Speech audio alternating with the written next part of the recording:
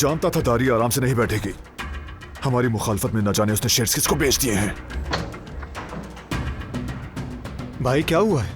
क्या हुआ? क्या किया अब दारिया ने? अपने शेयर्स बेच दिए।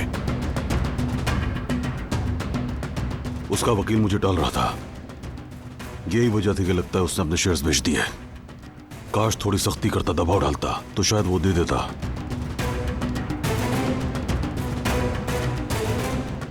खुद को इल्जाम देने की जरूरत नहीं बाबा। दारिया है वो, हमेशा गंदी चाल ही चलेगी। सबसे बड़ी गलती तो मेरी है। पहली ही बार में उसे अंदर करवा देना चाहिए था। रहने दो बेटा, अब पिछली बातें कुरेदने का कोई फायदा नहीं है। पहले तो ये पता चले कि शेयर्स किसने और क्यों खरीदे, उसके बाद अगला कदम उठाएंगे। सही कहा बाबा, आपने ठीक कहा। हम पहले मालूम करेंगे, शायद उसने जिसको बेचे हैं उससे खरीद सके। नहीं चाहता कि हमारी कंपनी के शेयर्स किसी गैर के हाथों में हो।